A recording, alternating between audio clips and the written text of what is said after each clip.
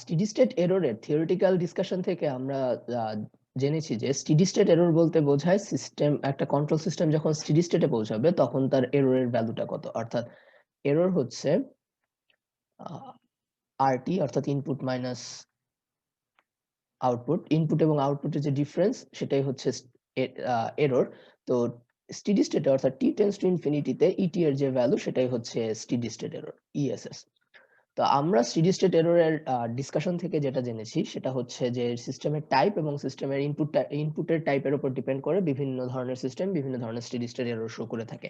যেমন টাইপ 0 সিস্টেমে যদি আমরা ইউনিট স্টেপ ইনপুট হিসেবে দেই, সেই ক্ষেত্রে স্টেডি স্টেট এররের ভ্যালুটা হবে একটা কনস্ট্যান্ট, কিন্তু ইউনিট র‍্যাম্প এবং প্যারাবোলিক ইনপুটের জন্য স্টেডি স্টেট এরর হবে ইনফিনিটি। তেমনি টাইপ 1 সিস্টেমের জন্য ইউনিট স্টেপের জন্য স্টেডি স্টেট এরর হবে 0, ইউনিট র‍্যাম্পের জন্য হবে একটা কনস্ট্যান্ট এবং প্যারাবোলিক ইনপুটের জন্য হবে ইনফিনিটি। এবং টাইপ 2 সিস্টেমের জন্য ইউনিট স্টেপ ফাংশনের জন্য স্টেডি স্টেট এরর হবে 0, ইউনিট র‍্যাম্পের জন্যও 0, কিন্তু প্যারাবোলিক ইনপুটের জন্য একটা কনস্ট্যান্ট ভ্যালু। এভাবে আমরা দেখতে পাচ্ছি যে আমরা সিস্টেমের টাইপ বাড়িয়ে আমরা কোন একটা পার্টিকুলার ইনপুটের জন্য স্টেডি স্টেট এরর কমিয়ে ফেলতে পারি। যেমন ইউনিট স্টেপের জন্য আমরা যদি টাইপ 0 থেকে সিস্টেমকে টাইপ 1 বা টাইপ 2 তে কনভার্ট করি, তাহলে এই ইউনিট স্টেপ ইনপুটের জন্য স্টেডি স্টেট এররের ভ্যালুটা কনস্ট্যান্ট থেকে 0 হয়ে যাচ্ছে। তো এবার আমরা MATLAB এর সিমুলিংক ইউজ করে এই সব রেজাল্ট ভেরিফাই করব। তো সিমুলিংকে আমরা টাইপ 0 সিস্টেমের জন্য সিমুলেট করার জন্য এই সার্কিটটা ব্যবহার করব। তো এইটি মূলত একটা অপ অ্যাম্প বেসড সার্কিট। এখানে নন ইনভার্টিং সাইডে ইনপুটটা দেওয়া হয়েছে এবং ইনভার্টিং সাইডে আমাদের ফিডব্যাক সিগন্যালটা এসে কানেক্ট হবে। আর এই পোরশনটা হচ্ছে মূলত হচ্ছে সিস্টেমের একটা পোল এড করবে। তো আর এই পোরশনটা সিম্পলি হচ্ছে একটা নন ইনভার্টিং অ্যামপ্লিফায়ার হিসেবে কাজ করবে। তো আমরা এখন এই সার্কিটটা সিমুলিংকে সিমুলেট করার ট্রাই করব এবং এখানে আমরা ইনপুট হিসেবে ইউনিট স্টেপ এবং ইউনিট র‍্যাম্প ফাংশন দিয়ে দেখব যে আমাদের টেবিল থেকে যে আমরা রেজাল্ট পাচ্ছি সেই রেজাল্টটা ভেরিফাই করা যায় কিনা। সিমুলিংক ওপেন করার জন্য আমরা MATLAB এর কমান্ড উইন্ডোতে যেয়ে সিমুলিংক লিখে এন্টার প্রেস করব, তাহলে এই সিমুলিংকের স্টার্ট পেজটা চলে আসবে। সেখান থেকে আমরা ব্ল্যাঙ্ক মডেল সিলেক্ট করব। তো সেখানে একটা ব্ল্যাঙ্ক পেজ ক্রিয়েট হবে। সেখানে যে আমরা হচ্ছে লাইব্রেরি ব্রাউজার সিলেক্ট করব। তো ইলেকট্রিক্যাল সার্কিট সিমুলেট করার জন্য আমাদের সিমস্কেপে ফাউন্ডেশন লাইব্রেরি থেকে ইলেকট্রিক্যাল অপশন থেকে ইলেকট্রিক্যাল এলিমেন্টস গুলো সিলেক্ট করতে হবে। তো এখান থেকে আমরা আমাদের সার্কিটটা বানানোর জন্য যা যা প্রয়োজন, যেমন অপ অ্যাম্প, তারপরে অপ অ্যাম্প লাগবে 3টা, রেজিস্টর লাগবে, আমরা যদি গুণে দেখি 3 4 5 6 7 8টা, ক্যাপাসিটর লাগবে একটা, গ্রাউন্ড লাগবে একটা। তো আমরা যদি এখন অপ অ্যাম্প, ক্যাপাসিটর, রেজিস্টর এবং ইলেকট্রিক্যাল রেফারেন্স নিয়ে আসি, এবার আমরা সার্কিট বানাবো। তো আমাদের অপ অ্যাম্প যেহেতু 3টা লাগবে, সো আমরা এটাকে 3টা কপি করে নিব।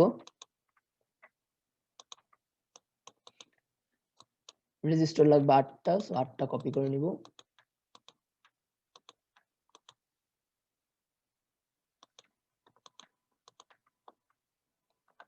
আপনারা চাইলে কন্ট্রোল সি প্রেস করে কপি এবং কন্ট্রোল ভি দিয়ে পেস্ট করতে পারেন, অথবা আপনারা এখানে যে কপি করে পেস্ট করলেও হবে।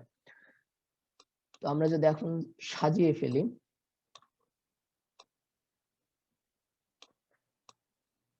তো আমরা যদি সার্কিটটা খেয়াল করি, তাহলে এই সার্কিটের নন ইনভার্টিং সাইডে আসলে হচ্ছে যে এই ফিডব্যাক সিগন্যালটা কানেক্টেড। সো আমরা সিগন্যালটা আমরা হচ্ছে অপ অ্যাম্প গুলোকে ফ্লিপ করে দিব। সো অপ অ্যাম্প আপ ডাউন ফ্লিপ করে দিব।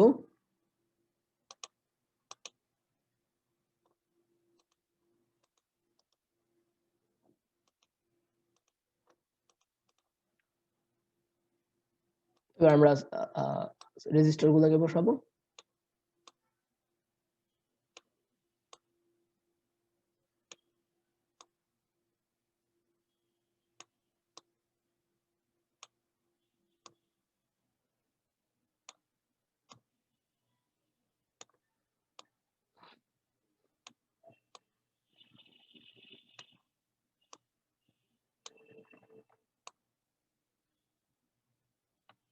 কন্ট্রোল আর দিয়ে রেজিস্টারটাকে রোটেট করা যায়।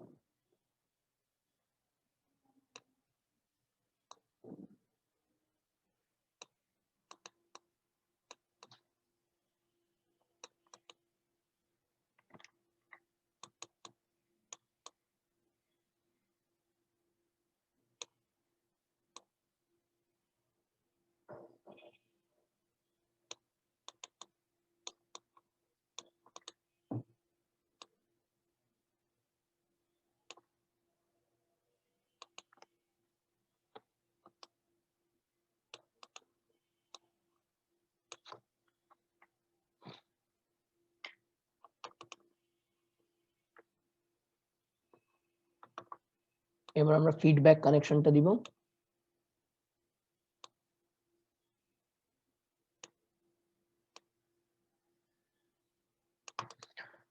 তো ইনপুট হিসেবে যেহেতু আমরা স্টেপ ফাংশন দিব, সো আমরা এখানে যে স্টেপ লিখলে স্টেপ সোর্সটা চলে আসবে, কিন্তু এটাকে আমাদের ফিজিক্যাল সিস্টেমে কনভার্ট করার জন্য আমাদের একটা কনভার্টার লাগবে, সিমুলিং টু ফিজিক্যাল সিস্টেম বা এসপিএস কনভার্টার। এটাকে ভোল্টেজ সোর্স হিসেবে ইউজ করার জন্য আমাদের একটা কন্ট্রোল ভোল্টেজ সোর্স লাগবে।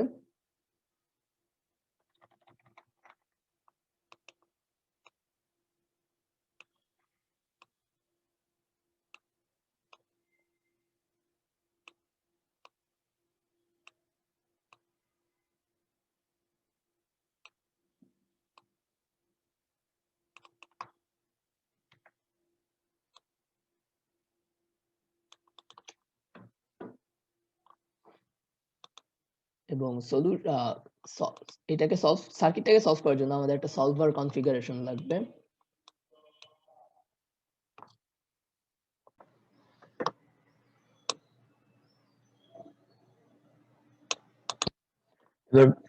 আউটপুট সাইডে ভোল্টেজ সেন্স করার জন্য আমাদের একটা ভোল্টেজ সেন্সর লাগবে।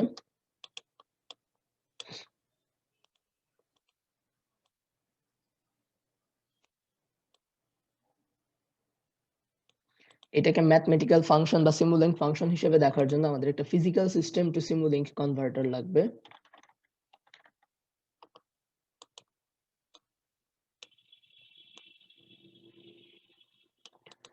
ফাইনালি আউটপুট ওয়েভফর্ম শো করার জন্য আমাদের স্কোপ লাগবে। তো আমরা যেহেতু ইনপুট এবং আউটপুট দুটোকে একসাথে দেখতে চাই, তো আমরা স্কোপে সিলেক্ট করে ভিউ অপশন থেকে কনফিগারেশন প্রপার্টিতে যেয়ে নাম্বার অফ পোর্টস 2 করে দিব। তাহলে আমরা দুইটা ইনপুটকে আউটপুট ইনপুটকে একই প্লটে দেখতে পারবো।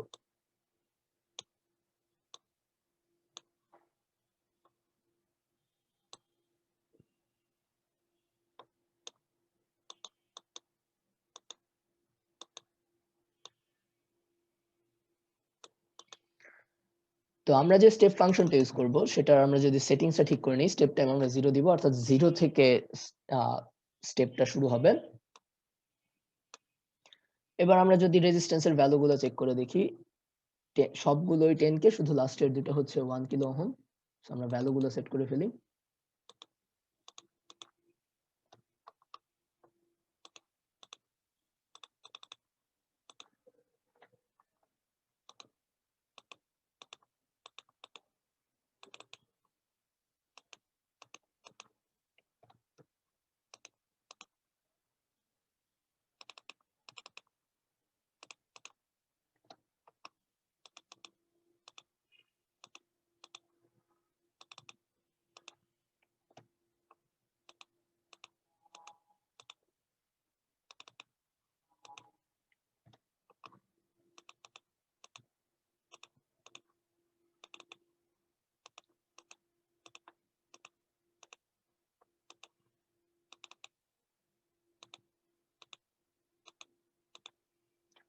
ক্যাপাসিটরের ভ্যালু হচ্ছে 10 মাইক্রোফ্যারাড।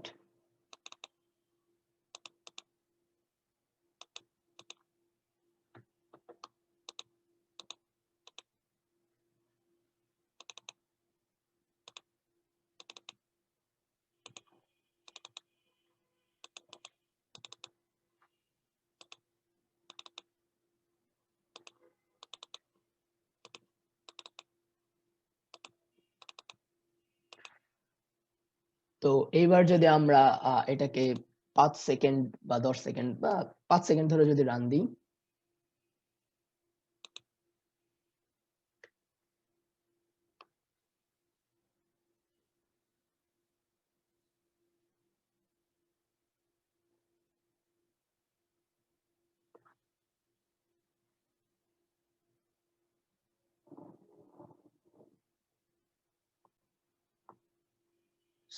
এবার যদি আমরা আউটপুট দেখতে চাই তাহলে আমরা স্কোপে সিলেক্ট করব।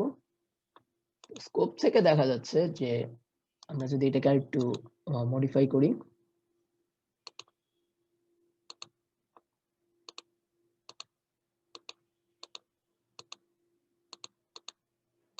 তো এটা হচ্ছে ইনপুট সিগন্যাল আর ইয়েলোটা হচ্ছে আউটপুট সিগন্যাল। সো এখান থেকে দেখা যাচ্ছে ট্রানজিয়েন্ট স্টেটটা পার হওয়ার পরে এইটা হচ্ছে ট্রানজিয়েন্ট,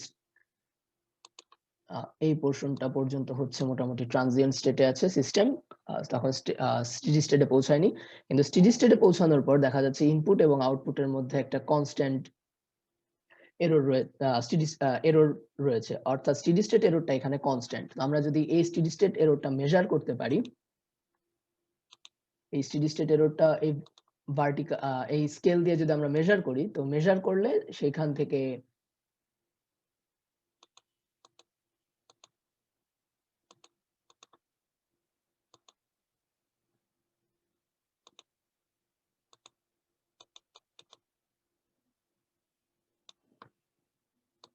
তো এই স্টেডি স্টেট এররটার ভ্যালু আছে 0.498, আমরা এখান থেকে দেখতে পাচ্ছি। তো এই স্টেডি স্টেট এররের ভ্যালু থেকে আমরা এই ফর্মুলাটা ইউজ করে আমাদের কেপি বা পজিশন স্ট্যাটিক এররের ভ্যালুটা কত সেটা আমরা বের করতে পারবো। তো এখান থেকে আমরা দেখতে পাচ্ছি যে সময়ের সাথে সাথে স্টেডি স্টেট এররের ভ্যালুর কোনো চেঞ্জ নেই, অর্থাৎ এখানে স্টেডি স্টেট এররটা কনস্ট্যান্ট হয়ে গেছে। তো এবার আমরা যদি স্টেপ ফাংশনের বদলে র‍্যাম্প ফাংশন ইনপুট দেই, তাহলে আমরা শুধু এখানে স্টেপের বদলে র‍্যাম্প লিখব।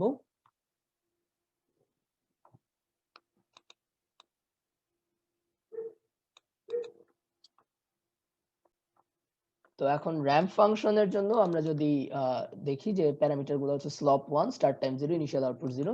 সো ঠিক আছে, এবার যদি আমরা রান দিই এবং স্কোপে যদি সিলেক্ট করি, তাহলে দেখা যাচ্ছে যে স্টেডি স্টেট এররের ভ্যালুটা আসলে স্টেডি স্টেট এরর ভ্যালুটা যত টাইম যাচ্ছে টাইমের সাথে সাথে বাড়তেছে, অর্থাৎ এখানে স্টেডি স্টেট এরর ভ্যালু যা এখানে তার থেকে বেশি। ইনফ্যাক্ট আমরা যদি এটাকে আরো বড় সময় ধরে রান দিই,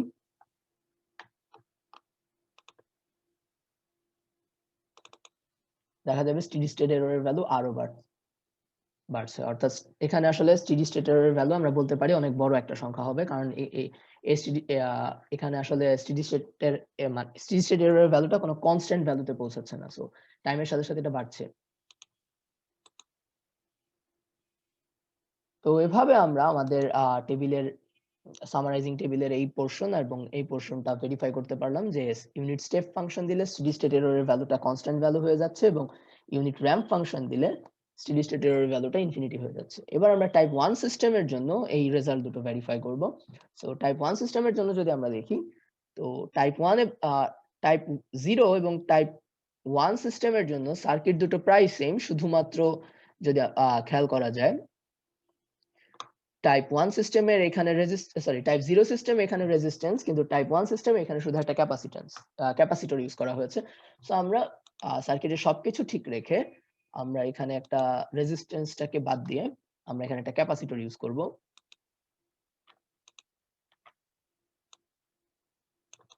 এবং ক্যাপাসিটরের ভ্যালুটা যদি আমরা চেক করে দেখি, সেটা হচ্ছে 1000 মাইক্রোফ্যারাড।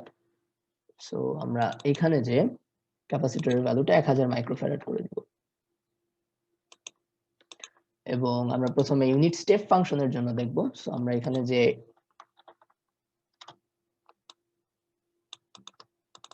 স্টেপের সেটিংস ঠিক করে 0 করে দিব। তো এবার যদি আমরা 10 সেকেন্ড 10 টাইম 10 পর্যন্ত রান দিই, তো দেখা যাচ্ছে সিস্টেমটা শুরুতে ট্রানজিয়েন্ট স্টেটে আছে। তো ট্রানজিয়েন্ট স্টেটে যাওয়ার পরে আউটপুটটা পুরোপুরি ইনপুটকে ফলো করছে। অর্থাৎ এখানে যদি আমরা এরর ক্যালকুলেট করি স্টেডি স্টেটে, তো এররের ভ্যালুটা আসলে 0। আমাদের টেবিল থেকেও আমরা দেখতে পাচ্ছি স্টেডি স্টেট এররের ভ্যালুটা হচ্ছে 0। তো এখানে একটা জিনিস বলে নিই, সেটা হচ্ছে এই ক্যাপাসিটরটার কারণে আসলে অরিজিনে একটা পোল তৈরি হচ্ছে। যদি আমরা এটার ট্রান্সফার ফাংশন বের করি তাহলে এই পোরশনটা সিম্পলি অরিজিনে একটা পোল ক্রিয়েট করে দিচ্ছে। সো কিন্তু এখানে রেজিস্ট্যান্স এর কারণে টাইপ 0 সিস্টেমে অরিজিনে কোনো পোল তৈরি হচ্ছে না, কিন্তু ক্যাপাসিটরের প্রেজেন্স এর কারণে এখানে একটা পোল তৈরি হয়ে অরিজিনে একটা পোল তৈরি হয়ে গেছে। তো আমরা যদি সেকেন্ড অর্ডার সিস্টেম বানাতে চাই তাহলে সিম্পলি এই ধরনের আরেকটা পোল অরিজিনে আমাদের তৈরি করতে হবে।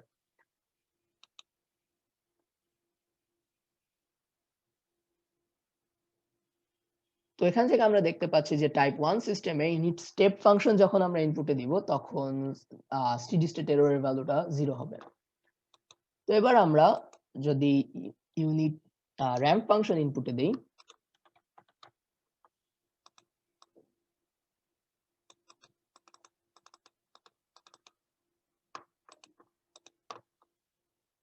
তো এবার যদি রান দিই,